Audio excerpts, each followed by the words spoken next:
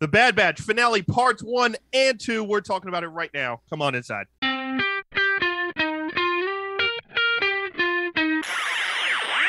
What's up, everybody? We are the Jersey Comic Crew, and today we are talking the Bad Batch finale that was broken up into 2 parts here, so we're going to do both parts for you in one episode.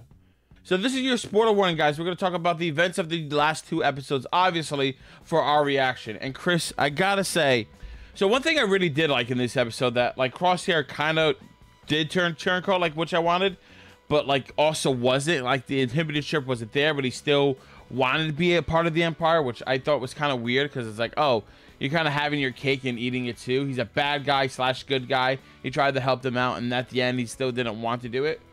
But overall, real quick, I thought this was a very weak finale. I did not like it at all. Like the first episode was good, arguably. The second episode is they got captured. They escaped.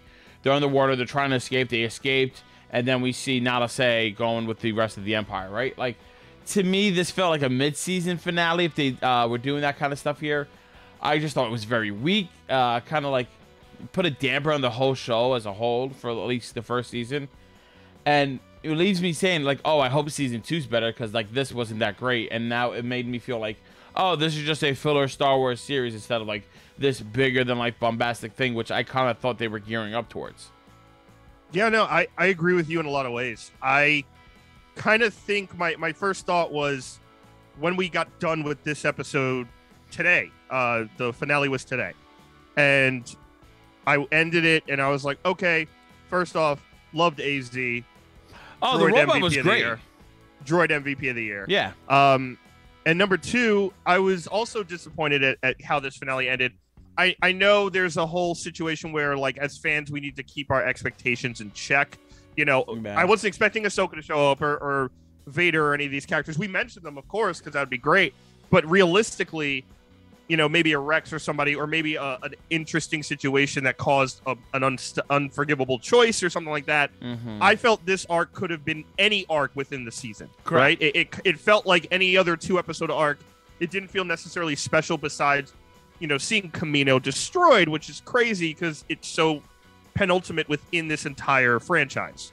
I mean, but like you said, like right there, that face you just made, that right, like Kamino gets destroyed on paper, and hearing it, that's like amazing, right? Kamino's destroyed, everybody's running and escaping. Oh my god! And like, I don't know why, for me, like, it just felt like so anticlimactic, right? It was just like, because there, like, it felt like there was no stakes, right? All the people were gone from the base. It was because empty no one was buildings, there except right? them. Yep. And then you know they're gonna be fine.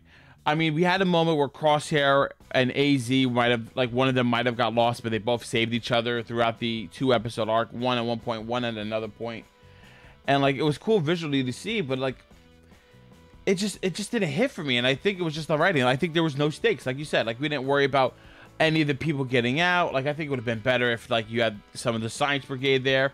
They had to try to save the scientists to get out, and the scientists got saved, but this Empire snatched them up at the end to show it.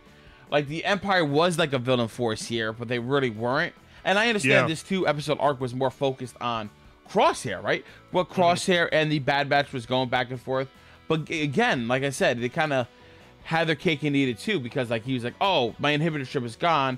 I kind of want to see you guys join me, but also, like, I don't believe in you. We're on the opposite sides of the spectrum here. Yeah. Which pretty much means, like, oh, Crosshair's still going to be a villain, and it's because it's his choice, not because of the inhibitor ship.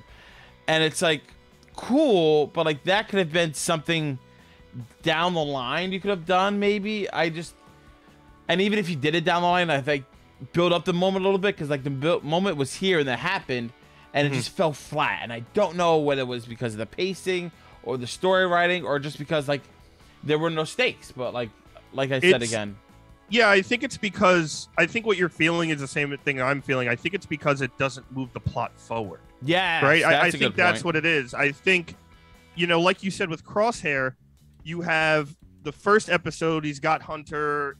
We get the revelation that he doesn't have an inhibitor ship. He helps them out of the situation that technically Omega causes, right, with the other droids. Yeah. He has that amazing shot that ricochets through all the storm. Oh, that was cool. Stormtrooper, and kills everybody. And I was like, man, Hawkeye, I wish you could do that.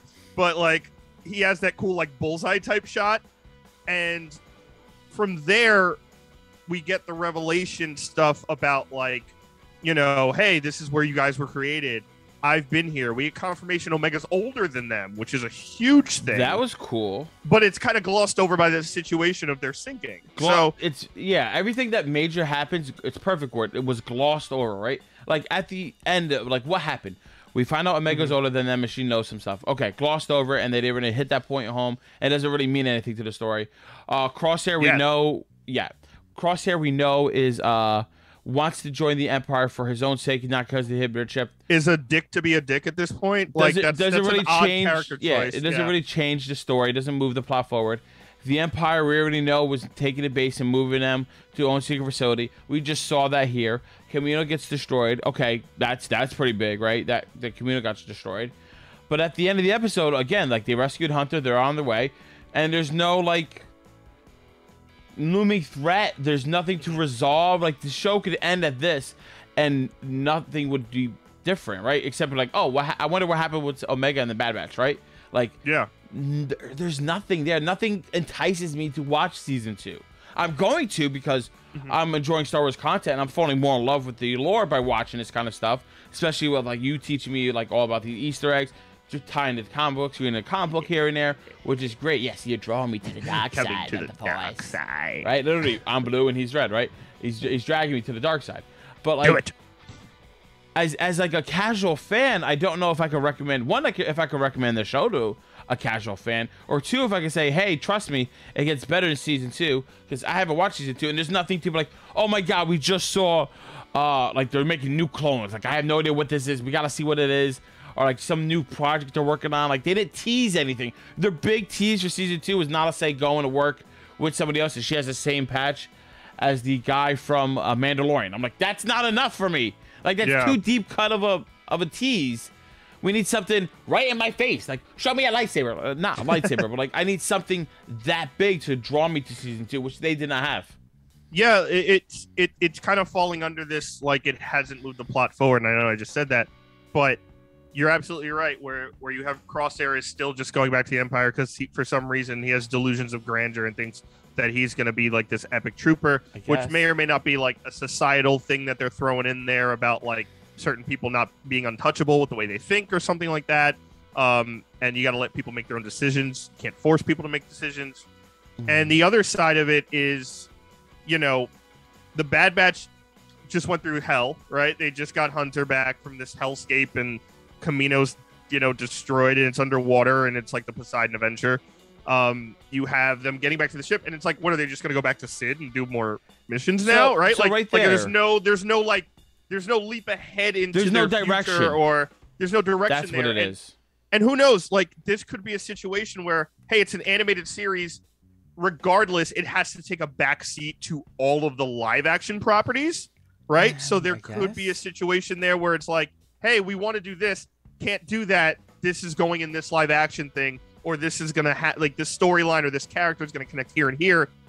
Maybe that's a possibility, but right now it just seems like you said, it fell flat in the terms of, hey, these episodes could have been anywhere, not necessarily need to be the finale, with some very good episodes sprinkled in, but absolutely, it's not a casual fan experience, right? Everything in this is post Clone Wars.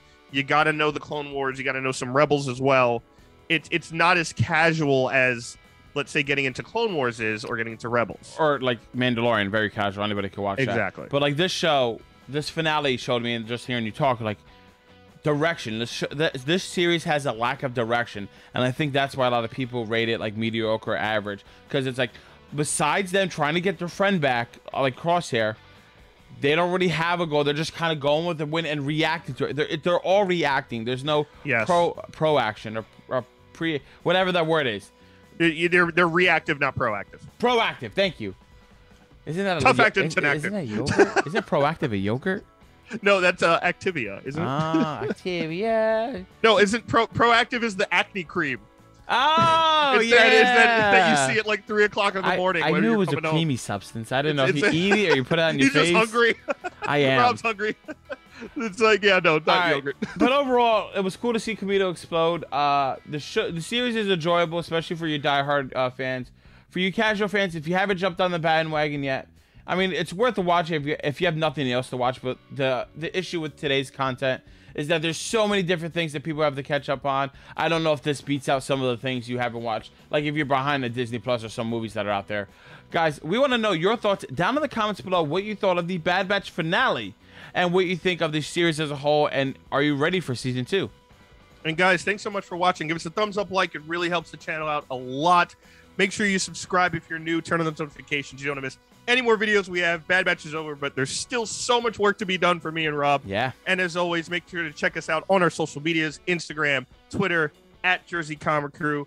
I'm Chris Heller. That's Rob Moran. We're the Jersey Comic Crew, and we'll see you next time.